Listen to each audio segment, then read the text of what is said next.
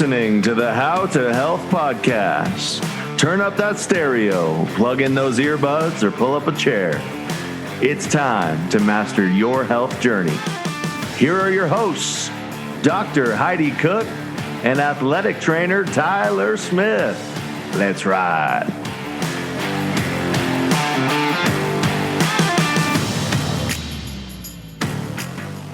Oh.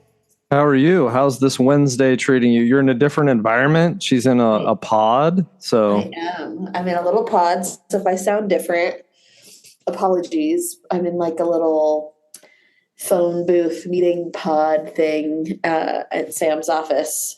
It's a little like echoey in here, not in my normal pod recording setup where I have a reclining chair with a footrest and a little space heater that looks like a fireplace and a candle warmer, and we're really bare bones in it today. I feel like we need to talk to Sam about his pod setup and spruce it up a little bit, make people feel a little bit more cozy. This is like a little jail cell that I'm in, but it has a whiteboard. So that's a whiteboard with dry erase markers. So if we need to get to the nitty gritty and she has to draw a diagram, yes, she is ready to go. We can really beautiful mind it in here today if we need to. But yeah, we're good. We had an event that it's like a work event for Sam that I'm his +1 for. So instead of trying to like meet downtown or like me come to the office later and go down there together or whatever, usually when we have stuff like this, it's easier if I just office from his office and then we go to the event together. So that's the game plan for today. Does Sam's work have like a human being or multiple human beings that like plan all these events? You guys have more events at Sam's work than I think I've had at Boise State in my life. Well, they're all different things. So like if we're hosting it, it's usually for his team. This is nobody cares about this. This is an association event for the electrical contractors that he works with. And it's like their big association event for the year. It's cool though. Like it's held at Mile High Stadium. And so we're going to go hang out in the ballroom of Mile High. And you're going to go see Zach Wilson since sure. Now he's... yeah, we're going to eat a nice dinner and, shake babies and kiss hands and have a great evening. And have everyone touch your belly. Oh, look at you. Yeah, I'm, before we started recording, I told Tyler, I was like, I got like 4.5 hours of sleep last night. So we are captaining the struggle bus today. And normally on days like today, if I have like a really, really crummy night's sleep, I'll be able to like find time to power down for like 40 minutes during the afternoon. And that really helps. I don't think that's going to be an option today. You could just find the pod, sleep in the pod. No one will know. Yeah. Just keep the door closed.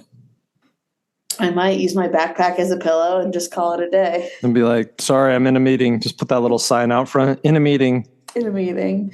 A very important meeting. But anyways, yeah. So we are surviving, not thriving today. Surviving, not thriving. Do we have an update on said small human being? You said you promised this week was going to be epic on one of those two. Oh yeah, this was a good one. Let me pull it up. So 35 weeks. 35 weeks. Almost 36, almost 9 months. How crazy is that? It's gone by so fast. It has gone by so fast. It's truly incredible. He is the size of a papaya. Papaya. Nice. Yes. Currently also still breech. Oh, I saw that on your update. So your headstand exercises have not helped yet? No. currently all they've done is give me a sore neck. How was the acupuncture? It was good.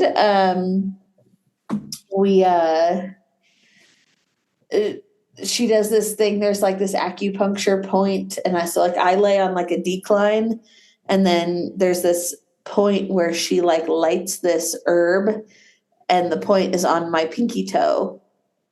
Okay. So she's like lighting this herb until it gets hot on this spot on my pinky toe. And she does that for like 20 minutes on each side. And then she sent us home with homework. So Sam had to do it last night, which is pretty funny. And then, so that was like the first half of the treatment. And then the second half was like me on my side. And then that was my first time getting acupuncture. Really? Yeah. I've had dry needling done before, like a long time ago, like back when, I don't know if I should say this out loud, but back when like in Idaho, athletic trainers could go through like a certification course to do dry needling. And at the time, one of the GAs was going through a training. And so I was his guinea pig. Oh, nice. Practicing. If that wasn't allowed. No, I didn't. It still is. Yeah, it still is. No, I mean like to do it at Boise State. But anyways, yeah. So I had needles like in my hand and my fingertips. I had it like in my ear. The little one? No, like I had like needles sticking out of my ear, not like the little patch needle things. No, it was like all like around here. And then she had like a couple in my legs, a couple in my feet. It was quite the experience. And then I laid there for like 25 minutes with all these needles in me. And then she came and took them out and sent me on my way. I feel like when Sam did it at home, he would have gone into character to do that. Did he, or did he just do it? He just did it, but I'm so disappointed, Sam. I feel like he would have gotten like a character and start to go through it. He was all he had to do was the little pinky toe thing. But anyways, so yeah, I have another appointment tomorrow. I'll keep you guys posted, but I think I could be wrong. So before, like I was feeling his head like right up here. Yeah. And now it's much, much lower where I feel that hard spot. So it could be his butt. Oh, okay. He could have flipped. I'm still feeling like a lot of movements down low, which I was assuming were his feet. Because that was something I didn't really get before. I got like a lot of kicks up top, like under my ribs where his feet were. But like it could be his hands down low. Sure. Feeling. So I don't really know. But I have another scan on Friday. We'll find out. I mean, he moves around so much. It's just, it's hard to pinpoint where he's at. But we're operating under the assumption that he's still currently breech until Friday if we learn otherwise. Our little papaya is breech currently. Yes, but the really fun one, let me pull it up. Baby is the size of a George Foreman grill. George Foreman grill. I thought that was a good one. Do they still make those? I think so. I mean, we had one in college, and everyone had one in college. When I tell you I didn't know how to operate my oven because all I ever used was the George Foreman grill. I know it was like part of their infomercial, but I would literally just like buy the big bag of frozen chicken breasts from Winco, and I would just put a straight frozen chicken breast on that George Foreman grill and let her do its thing. I know. Everyone had one. They were just, they still make them. They still got a website. So they're still firing up the George Foremans. Have they improved on the design at all, or is it still the same old? I think it pretty much looks the same. That's amazing. Yeah. I could be wrong though. There's premium ones now. Ooh. Oh, do tell. They're like square. I don't know. I mean, they've changed the design, but it also kind of just seems like the same. It's like more of the same, which is also kind of funny because it kind of just reminds me of like, you know, when you had a griddle and you're making pancakes, it's just basically one of those on each side. That's all it is. Yeah, totally. But sometimes you just break the barrier with something new. That's right. I lived and died by that thing. But anyway, so yes, George Foreman grill and the size of a papaya and currently wrong side up. Have you used the forgive the reference to those of you who don't watch The Office? Have you used the "my water broke" to get out of anything yet, where you have a water bottle and you're just like, my water broke, oh no? I feel like that's just bad karma. Or Pam just like, oh, I think I'm in labor, we gotta go. Nope, false labor, sorry, bye. I'm not willing to put myself in any compromising any position. Jinx in that way. We're not gonna tempt fate at all. No chance, because we're getting to that point where it really could be any day now, which is terrifying. But exciting at the same time. Yes, very exciting. I just want him to be in the right position before he could come any day. Well, you've been trying, so hopefully it worked. Yeah, that's right. We've been doing all the things. So, anyways, I received some messages this week, from people saying like that they thought it was so silly that I was doing all of these things, being such a research and evidence-based person. Yeah. And I was like, just let me be. Yeah. I mean, what are you supposed to do? Nothing? Like, I mean, there's a lot of things. Trust me. There's a shit ton of stuff in the health and fitness space that people try that isn't heavily research based, but we don't actually have that much research on a lot of stuff. So that, like, it's kind of you trialing and erring this or lots of stuff is kind of the way we find out what works and doesn't work. Yeah, it was very funny. And it was just like, I literally, like, I'm at a point where not that I'm like fed up. That's not a good way to describe how I feel. I just have like no patience, I think, at this point. Like, I'm just, I would expect I'm like that. too pregnant to care or to have patience. And so when somebody pushes back on anything that I do, I'm just like, leave me alone. Like, just let me be. And then she went on to say, how it's, so limited in its evidence and only works, about 50% of the time. And she's a part of, I shouldn't just sit here and rant about it, but I just like stopped responding at a certain point, and I was just like, you know what? We've got to just let people do what they want to do. Yeah. Because she was talking about how like it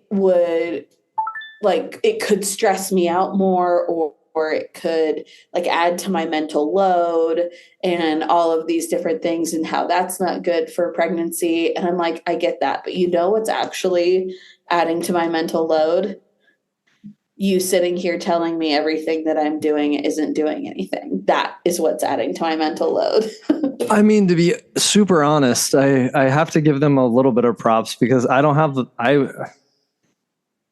just can't imagine saying that to you right now. I'd be like, sure, try it. Like, part of me is like, you have enough gall, like, to just be like, guess what?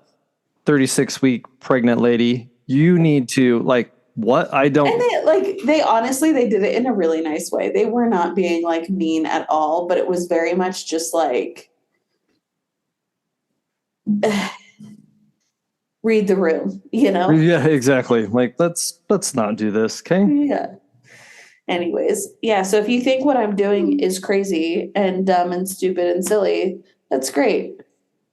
You can keep that to yourself. You can, you just go with that and we'll keep doing our thing. I'm going to keep getting stuck with needles and standing on my head and hope that it works.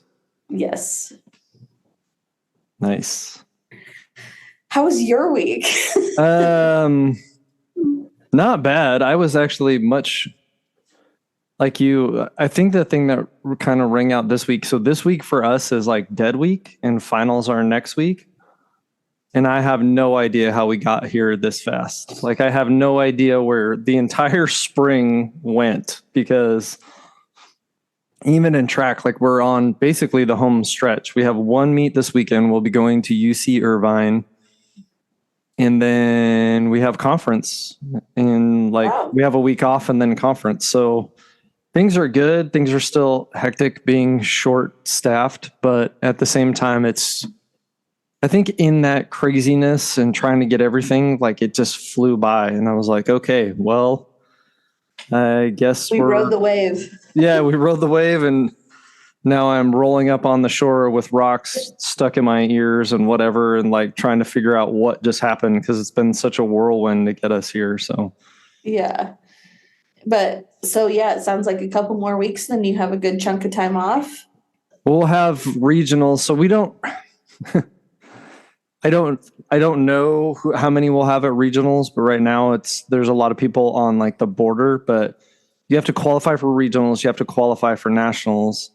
Mm-hmm. And so what me and Abigail do is like she's going to regionals, I'm going to nationals, and we kind of flip flop for stuff. Mm-hmm. Like I went to regionals for cross, and then like we just kind of go back and forth, so that because you don't take as big of a team, so you don't need both of us there. So right, we might be done at the end of May unless one of our athletes qualify for nationals. So when is nationals? First week of June. Okay, I thought nationals were in May. Yeah, no, they're so you have like this week off, conference, week off, nationals like at the end of the month, kind of like around Memorial Day, and then nationals is the week after that. Gotcha. So excited to get a little time off over the summer and relax. And I did through work take on a new project for the summer, so we'll see how that goes. And then what's that? There are a handful of us, because there are one person on staff who already was, that are going to get EMT certified. Oh, nice.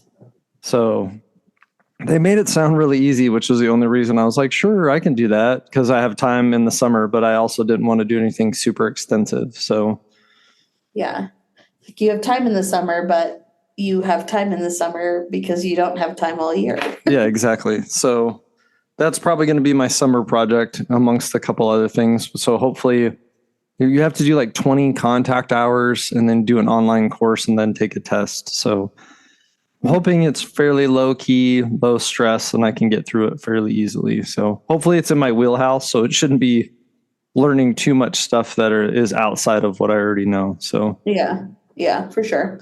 Well, nice. Well, before we get to summer, we have to get through spring. And what better way to think about spring?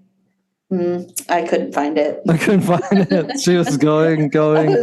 I was waiting for it. I was like on the edge, and then you're like, and I lost it. Damn it. So close. The Office, when he's like, sometimes I just start a sentence and hope I find. Yeah, and I don't know where it's going. Along the way. Yeah. that was currently what I was trying to craft my transition. But Tyler and I wanted to talk about kind of utilizing this spring forward idea and how it can translate to your like health and fitness. I feel like a lot of people feel that like coming out of hibernation kind of feeling, sure, rejuvenation once spring starts to hit. But just as any concept in health and fitness, I feel like we kind of sit on a pendulum in a sense. And I've already seen that pendulum swing all the way to the other side of like if you want to have your summer body, you better start today type kind of narrative. So I think, talking about how we can embrace this new energy, all of the good that comes with the season, in a positive way without falling into maybe some of the traps or pitfalls that come with this time of year. Yeah. And I think the bad part about this is like, you do definitely, all of us, I think, get a little of that winter, like it's cold outside, you kind of cozy in, and then you're less active. And then as it becomes warmer and nicer outside, we try to find ways to be more active, to know that, like summer's coming, and then, all those fun things we like to do outside, picnics and water parks and the beach and all that fun stuff, but also not like exactly like you said, the reason that they put, get ready for your summer bod or like the 30, 60, 90 day stuff is just like to sell you something. You know what I mean? It's not really a health minded initiative. So we wanted to put forth some stuff that hopefully you could encapsulate and do this spring, but could last a longer time and to give you more manageable goals. So you're not hitting just this, I'm ready by July 1, that you're like, okay, this is something that I enjoy, that is not changing too much drastically to my life. And I feel like I can continue down the road. Yeah. And I think too, like, I even saw there was a gal I follow who positioned it in a different way. She like used the same language, but she positioned it in a different way of like, if you want to be spending your summer like taking in views like this, and she was like on top of a mountain, or like, she was like talking about all of these active things. If you want to spend your summer doing stuff like this, then you need to start training now. And I was like, that's kind of an interesting way to look at it. I think for a lot of people, we run into, like, we're not confronted with our health until there's a problem. Sure. Absolutely. Right? Yeah. And so it's like, wanting to like chase after your kids at the water park or something, or, feel good in your body at the water park. And I'm not saying that even in terms of like, needing to change your body, but like do the work to accept your body so that you can enjoy and like make memories and not have, another summer full of, detrimental thoughts, and have that be like what the theme of your summer is, hating your body in shorts, in the swimsuit, in the this, in the that. And like a lot of times we're not confronted by, our lack of fitness or our mindset around our bodies or our inability to participate in a particular, adventure or task or something until it's right in front of us. And I think spring is an interesting time to reflect on, like, what do I want these, like we only get so many of these months that like feel really good, and the days are long, and we have like, more energy, more sunshine, the weather is cooperating to like be able to go and do and, not feel like we're in kind of hibernation mode. And I think spring is a good time to sit and reflect on, okay, what do I want that to look like for me? What do I need to work on so that it can look like that for me? And then what does that look like in action today? So like, how can I meet myself where I am in order to have, the summer that I want? Yeah. And it's almost like that's a healthier way to look at it than, your summer body. Because oh yeah, for sure. Nobody gives a shit. Yeah. I mean, exactly. More so, but you did bring up a good point there where it's not, I think the problem in the summer body argument, or that uncomfortable feeling, is there's this reality where people like don't really care. Like you're paying more attention to it than anyone else, but you still have to give it its credence or its due, because if it is taking up space in your mind and you are thinking about it, then you're not enjoying the situation like you should be. And that's why, and which, because it's easy to say like no one cares, but it's like, but if you care, that's cognitively on your mind, then it's taking away from your experience. So one thing that you want to look at in spring, like you said, is what can I do to just make myself minimize that headspace as much as I can. So I'm enjoying life, enjoying all those things that are going to come, through the summer or throughout the course of the year, or maybe just the year in general. Is like, how can I work on that headspace so that way it's not taking away from my experiences in life? Yeah, 100%. I think, how can we utilize this time to like set ourselves up for success? And again, like not in the sense of what I think happens to a lot of people where they're like, I'm going on a cruise in 2 weeks. Right? Like, right. What can I do to change my body? And less of that cycle, because that cycle just like continues to perpetuate that, like, I'm going to restrict for X amount of time for X event. And then when I come back, I'm just going to go back to, how things were, and then the next event, and like so on and so forth. And I think that happens a lot in the spring and summer.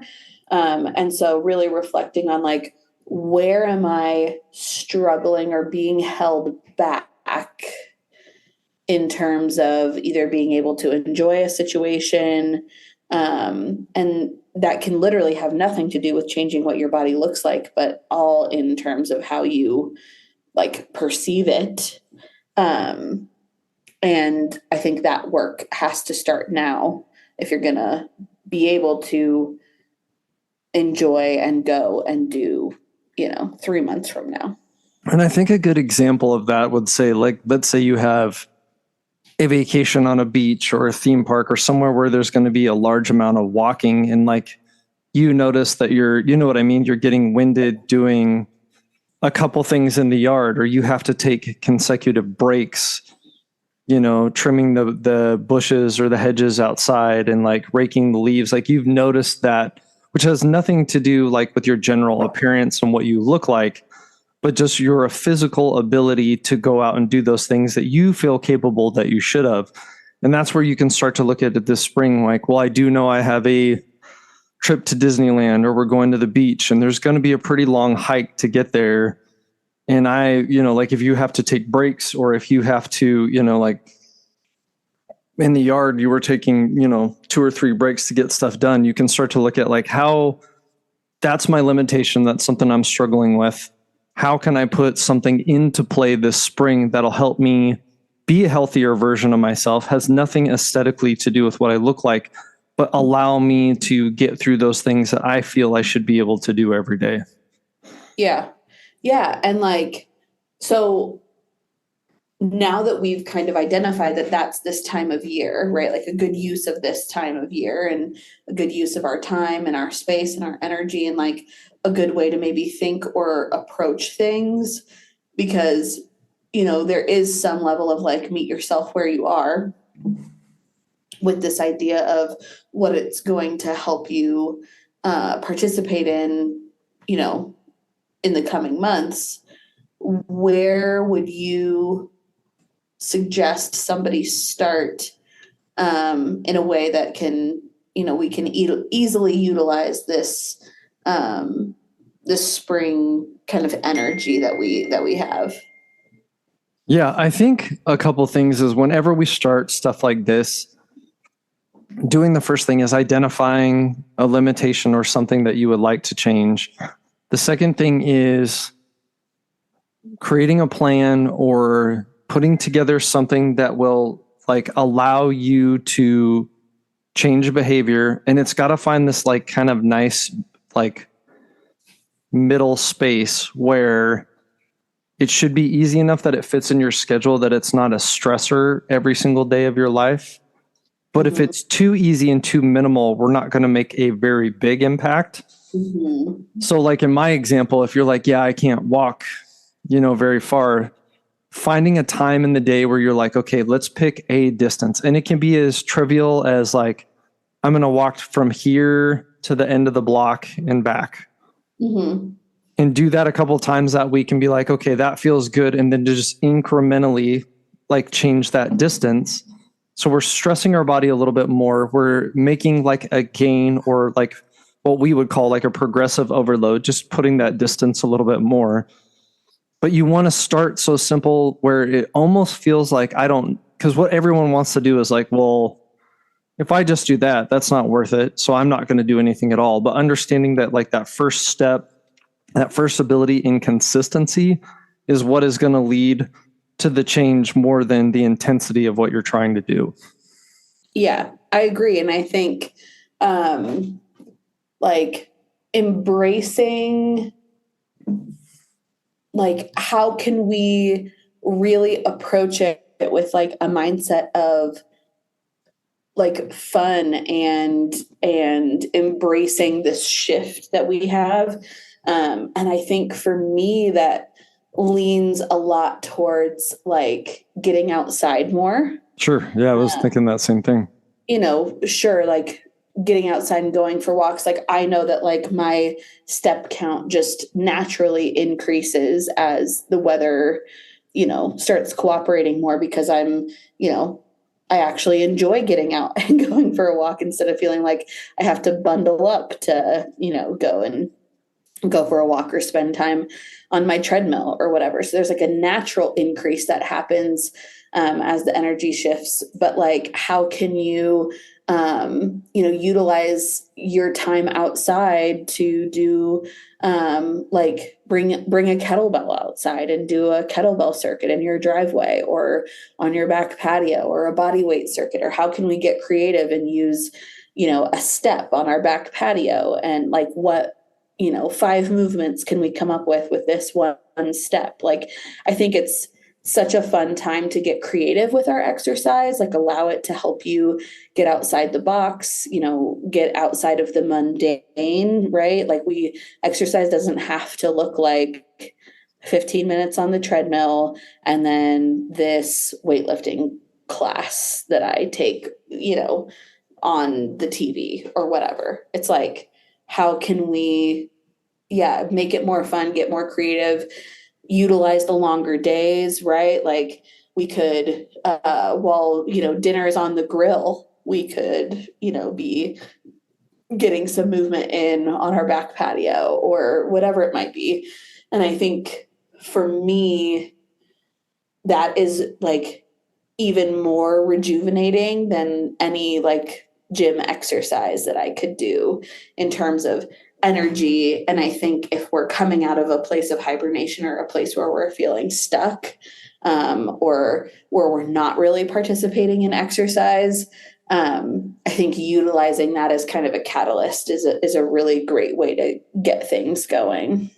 The other thing I think a lot about, to piggyback on what you said, is getting outside, but also getting outside and utilizing this as time that doesn't necessarily need to be like, you can do walks with your dogs, you can do walks with your family. If the kids are kind of hesitant, it's also a good time where it's like, just grab your significant other after a meal or before a meal, and just like go have a walk where you can talk about your day, you can reconnect a little bit, but you're doing it as a outside walking activity. Like it doesn't have to be, unless you want it to be, if you need that reflection time to go by yourself, absolutely. But you can also utilize it as, like you said, fun, creative ways, but also ways to reconnect with, anyone in your household, or to get outside and just kind of dust off that stagnation from the winter where you're inside too much. And like, your pets might have gained a couple pounds and you need to go walk them off. So they do that. Or,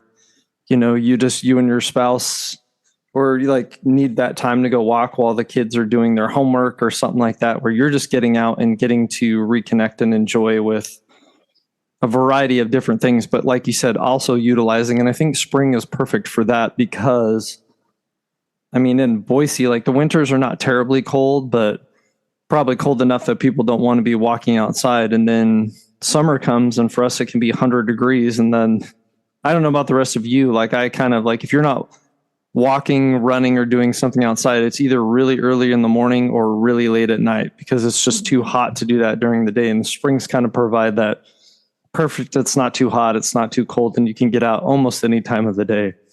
Yeah, totally. And I think, embracing the like less structured movement that can come with this time of year, like you were saying, after dinner walks with family, spring sports are starting, baseball's starting, like while the kids are, warming up before the game has started, can you get, a lap around the sports complex and stretch your legs a bit? And yeah, I think all of these create lots of opportunities for movement.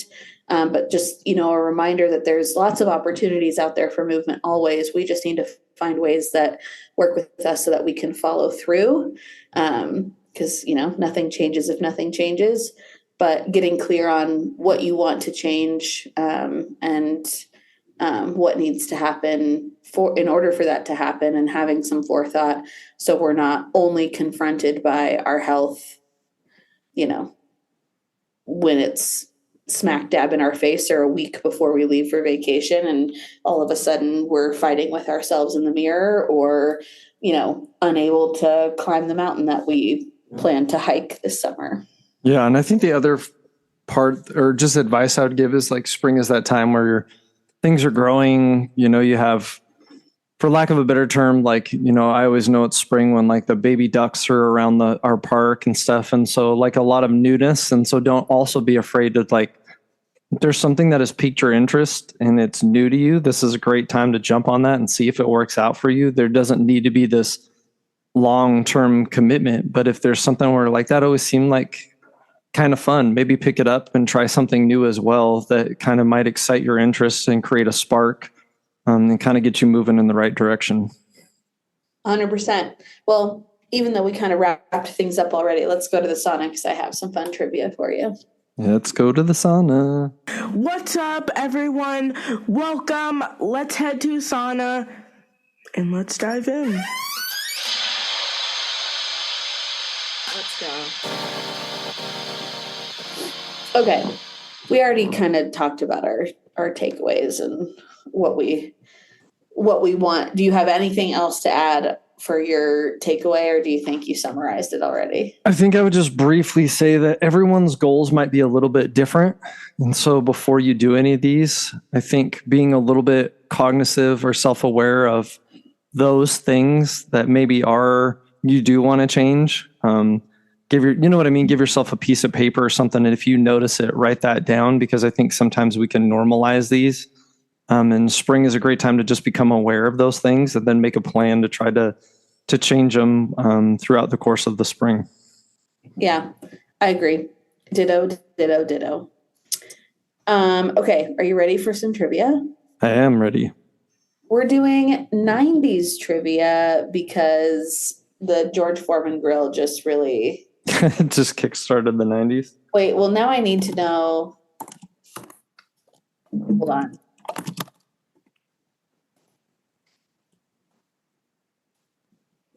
I need to know what year. Okay. Well, this will be our first trivia question. It's not part of the actual trivia, but what year did the George Foreman grill make its debut? I'm going to say in the 90s because you just looked it up, but... Well, I didn't know. That's why I was like, the George Foreman grill really like inspired this trivia, but I don't even know if it came out in the 90s or not. I don't know, but I'd say like 98. 94. 94. Really? That old? Yes. Hey, it's only a year younger than me. I just thought it just seemed like, I don't know, it caught on a little bit. I mean, everything does, but you know what I mean? Like, yeah, I feel like it didn't really catch on until a little bit later. Yeah. But maybe you're wrong. Okay, 90s trivia. What is the band group responsible for the Macarena? I don't know. I know this. Now you put that song in my head. Damn you all together. I don't know. I have no idea. Los Del Rio. Los Del Rio. That I was wouldn't have known that. yeah. Might be their one and only that I know from Los Del Rio, but nonetheless, very famous. How many Americans tuned in to watch the O.J. Simpson trial? R.I.P. by the way. 36 million. Higher. 200 million. 95 million. 95. That seems kind of low, but yeah, I mean, that was a big thing. Think about that time too. Like the 90s, in order to like actually tune into something, you had to tune in when it was airing. Yeah. Like there was no TiVo, there was no streaming, there was no Hulu, there was no. I think I watched that the what do you call it? The verdict in social studies class that day. Oh, really? Yeah. Well, there you go. You were one of the 95 million. Yeah, we were. There you go. When was the World Wide Web first introduced? Ooh. I remember, I want to say when I was in 6th or 7th grade. So I'm trying to like count back, which is 92? 91. Close. 91, close, yeah. For those of you who don't know, that's when you had to use a telephone and it was like, yep. I feel like the majority of our listeners know. I don't think I'm gonna venture a guess that we don't have like a ton of Gen Z guys and gals tuning into our podcast. I could be wrong, but I feel like we're just way too old for them. Yeah. If you're a Gen Zer listening to this podcast, please let me know. What fashion accessory was invented by a high school shop teacher that took the nation by storm? Scrunchy? No. Well, that's a good answer, though. Yeah. The slap bracelet. Slap bracelet. A high school shop teacher. Slap bracelet. That was, that was definitely something. Everyone had one. Everybody had one. What was the very first rap song ever to hit number 1 on Billboard Hot 100?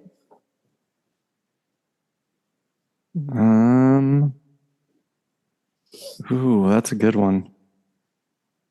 I want to say it was the Sugar Hill Gang, but I don't know if that's it. But I can't remember. Ice Baby. That's not a rap song. Okay, that's not a rap song. We're not going there. It was in its time considered a rap song. That's not. I don't care what this website says. That's not a rap song. And okay, last but not least, what was the best-selling video game console of the 90s? The Sega Genesis? It's either Super Nintendo or Sega Genesis. Oh. It said the Sony PlayStation. Oh, really? The PlayStation. I'm thinking way too far back then. I mean, I had a Sony PlayStation, but that is like, the 90s. The 90s. I must be going You're living back in 82. What? You're living back in 82. 81 when I was born. Anyways, well, hope that was fun and nostalgic. But yes, the George Foreman grill really inspired that one this week. There we go. Well, I hope you enjoy some of our spring forward advice and you have a great week. Have a great week. We'll see you guys next time.